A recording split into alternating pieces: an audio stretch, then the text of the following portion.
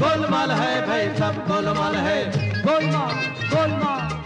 Sir NCERT का जो syllabus बदला गया है उससे क्या इफेक्ट पड़ेगा, पहले सवाल यही। एनसीईआरटी स्कूल लेवल की शिक्षा की किताबें हैं। स्कूल लेवल की जो शिक्षा होती है उसका 3 उद्देश्य होता है। हाँ। क्यूरियोसिटी, नॉलेज और विजडम।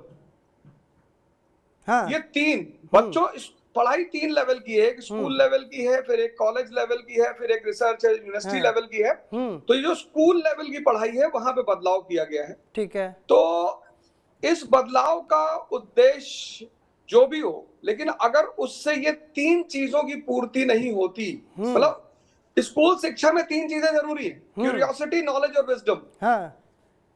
पाठ्यक्रम का मूल उद्देश्य यही होना चाहिए कि बच्चों में इन 3 चीजों का विकास होना चाहिए। जैसे फॉर एग्जाम्पल, अब एक उदाहरण देके हम ये बात का समझाई कि भारत एक विभिन्नतावादी देश है। ठीक। अब इस विभिन्नतावादी देश में कश्मीरी है, तमिल है, बिहारी है, पंजाबी है, सब रहा। अब पहली बार इस विभिन्नता का सामना की अशोक, सम्राट अशोक।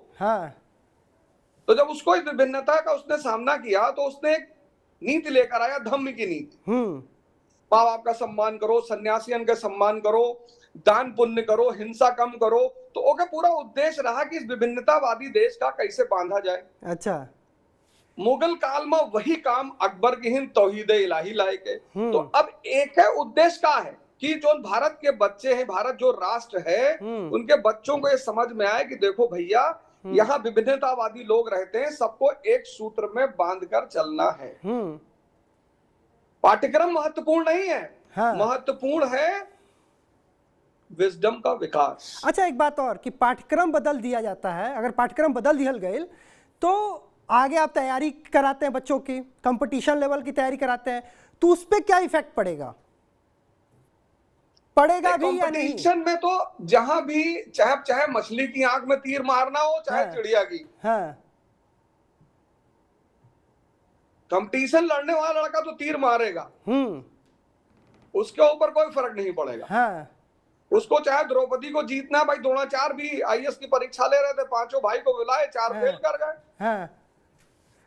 तो पाठ्यक्रम के बदलने से कंपटीशन वाले बच्चों पे कोई प्रभाव नहीं पड़ेगा। पाठ्यक्रम के बदलने से जो भी सरकार की मंशा, अभी तो पूरी तरह से मैंने इसको पढ़ा नहीं है कि उनका उद्देश्य क्या है इसके पीछे, लेकिन उसके पीछे जो भी उद्देश्य हो, कंपटीशन के उस पर कोई फर्क नहीं पड़ेगा। जिसको लड़ना है वो लड़ने के लिए तैयार है। तो मतलब हू हल्ला तो फिर इतना क्यों हो रहा है? ये हू हल्ला जो हो रहा है वो सही बा या गलत? ब्रजेश भैया, जहां भी धुआं उठी तो कुछ ना कुछ तो आग होबे करी ना। अच्छा, आग लगा तो धुआं अगर उठ रहा है तो कुछ ना कुछ तो भाई बात है।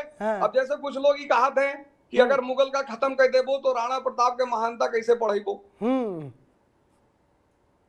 बतिया तो सही है ना। किससे लड़े भाई? खत्म कर दूं तो राम कहां बचे? भाई आप कहा तुम रावण का पृष्ठभूमि से हटा दिए, तो राम खत्म। तो अब कहीं ना कहीं कुछ तो भाई इसमें बात में दम है। और सबसे बड़ी बात यह है कि बहुत सारे लोगों का ऐसा मानना है कि मुगल काल का जो पीरियड है, ये बड़ा इंपॉर्टेंट तथ्य मैं आपसे कहने जा रहा हूं। मुगल काल का जो पीरियड है भैया, वो गंगा जमुनी तहजीब का बहुत ही शक्तिशाली पीरियड है। उसमें जो हिंदू मुस्लिम एकता का प्रसंग है वो बड़ा मजबूत हुआ है। तो कुछ लोगों का ऐसा मानना है कि ये जो भारत की एकता का सार है, जो उस काल में बहुत ज्यादा मजबूती से दिखाई पड़ता है, उसका बड़ा प्रभाव पड़ेगा। गोलमाल है भाई, सब गोलमाल है, गोलमाल गोलमाल।